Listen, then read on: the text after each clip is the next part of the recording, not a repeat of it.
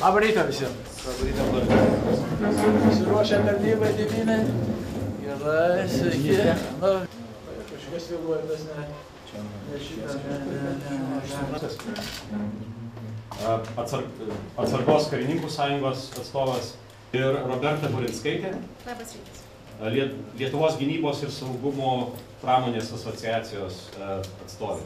Tai pirmiausia, ačiū visiems, kurie atsiliepėte į šio proceso veiksmus ir dalyvaujate čia šiandien. Iš tikrųjų, tai yra reikšmingas įvykis, nes iki šiol, kada vyko šaukimai Lietuvos kariuomenė, jie buvo sudaromi kiekvienoje rinkimų apygardoje, pačioj mūsų komplektavimo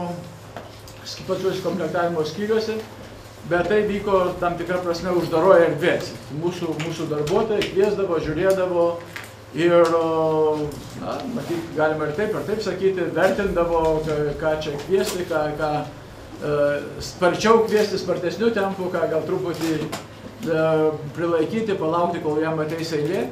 Tai šį kartą mes naudojam naują sistemą, kuri buvo pasirinkta pagrinde dėl proceso išskaitymų. Kad niekas neturėtų priekaištų, kad, na, vieną pakvietė, kitą ne. Jūs žinote, buvo viešoje erdvėje pasirodė tam tikrų spekulacijų, kad kažkas gali prieiti, išbraukti iš sąrašų ir tam, na, tiesiog kriminalinių tokių atvejų, kada už tam tikrą pinigų sumą buvo, na, turbūt bandoma žulikauti, apgaudinėti žmonės.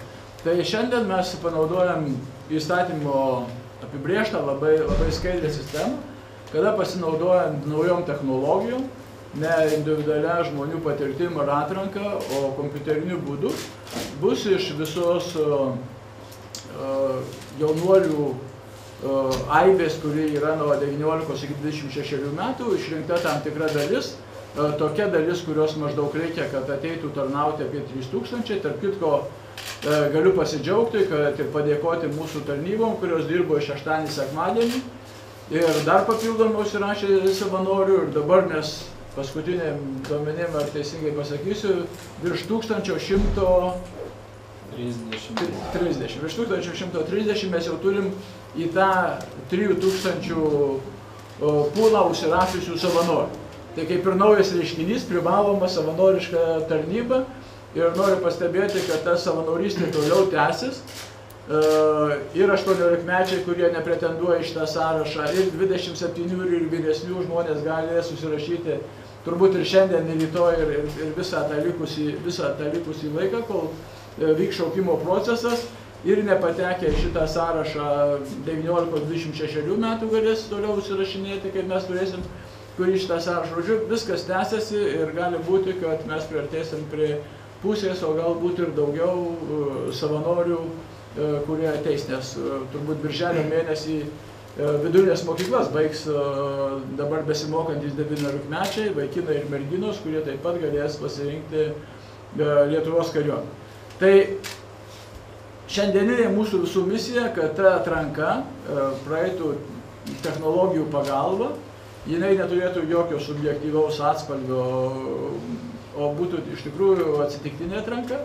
Ir mes pagal ją galėtume labai aiškiai sekti tuos žmonės, kurie bus pakviesti, jeigu reikės, jeigu savanorių neužteks, privaloma tvarka tarnauti 9 mėnesius mūsų kariuomenė. Aš manau, kad tos sąlygos įstatyminės visų pirma, kurios buvo priimtos dėl privalomosios tarnybos ir tą, ką dabar Krašto apsaugos ministerija, kariuomenė, Krašto apsaugos sistema daro, kad tarnybos sąlygos būtų patrauklios, jos iš tikrųjų tokios ir taps. Rugpjūčio mėnesį mes matysim tą pirmąją šaukimo bangą, galėsim pasižiūrėti, kaip prasideda tarnyba.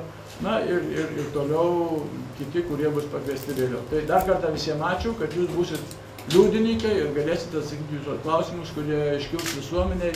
Ne mes, ne aš kaip ministras, ne kariuomenės vadas, galų gale net Nacionalinio saugumo ir gynybos komiteto pirmininkas, prezidentūros žmonės turės ginti tą sistemą, bet mes labai norim, kad jūs visuomenininkai matytumėt, kad tai iš tikrųjų buvo padaryta skaidriai pagal įstatymus ir ta galimybė suteikta tarnauti Lietuvos jaunuoliam yra iš tikrųjų objektyvi, be jokio tai atspalvio neskaidrumo.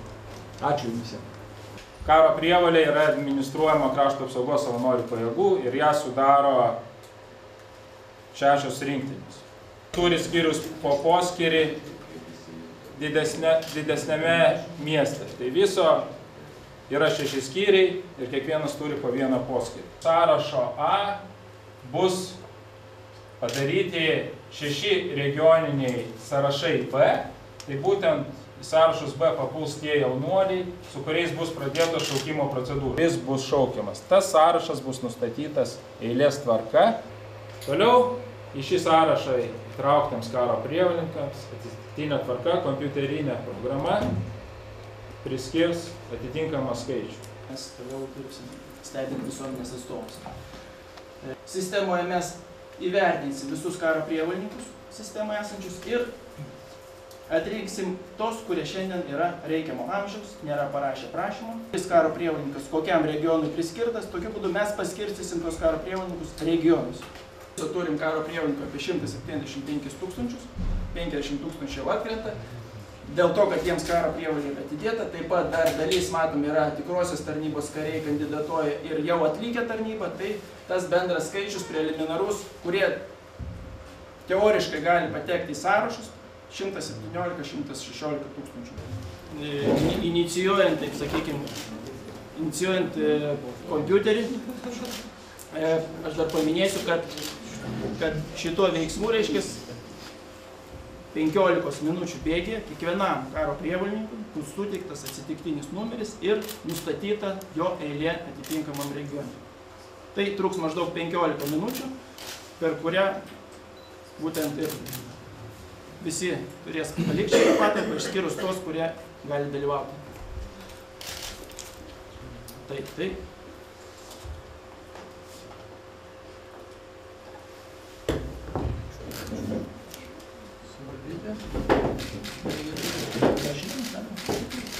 Taip, sudaryti naujus sąrašus.